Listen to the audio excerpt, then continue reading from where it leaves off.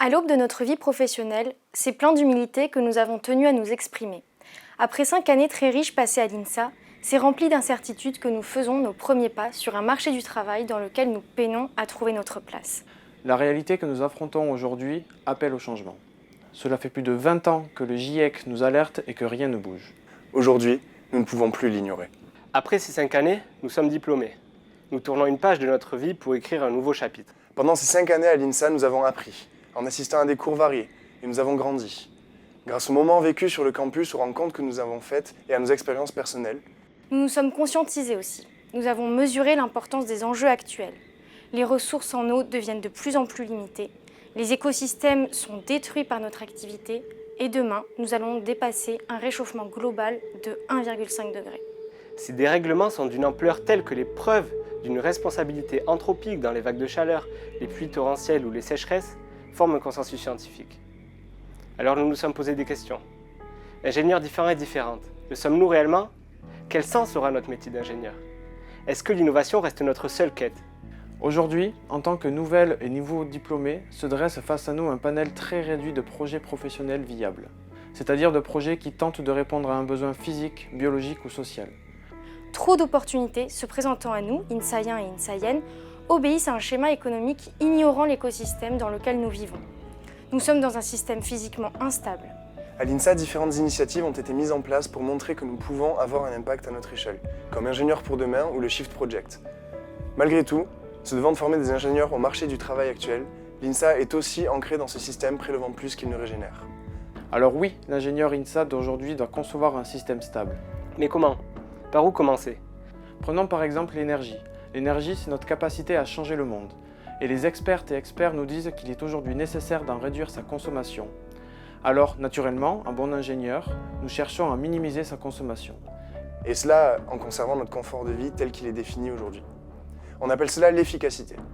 Mais faisons ensemble l'effort d'admettre que l'amélioration des moteurs n'a amené que des voitures plus lourdes. Cet effet rebond nous prouve que nous, ingénieurs, participons au maintien du statu quo depuis des années. Alors, montrons l'exemple et fuyons le solutionnisme technologique.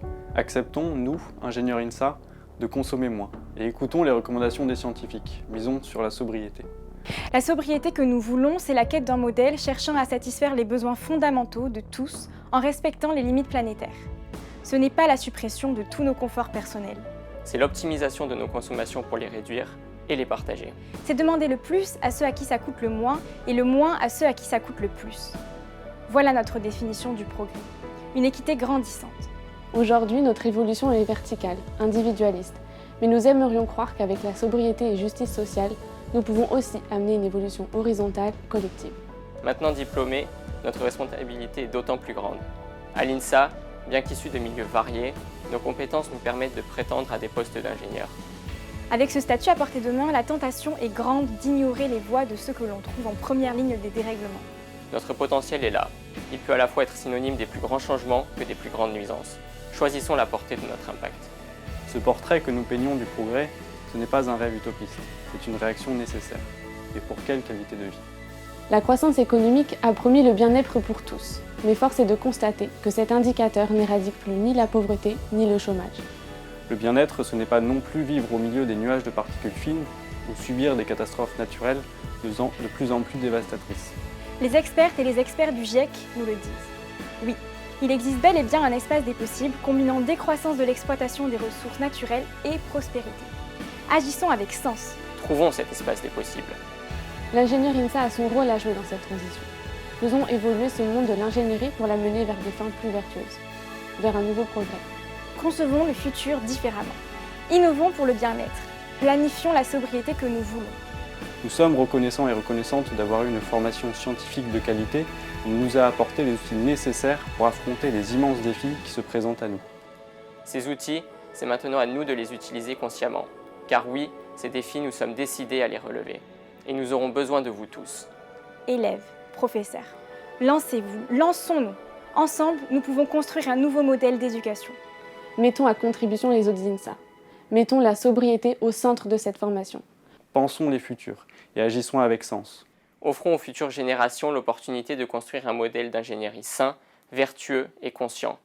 Œuvrons ensemble pour des sciences appliquées durables. Soyons enfin des ingénieurs différents et différentes.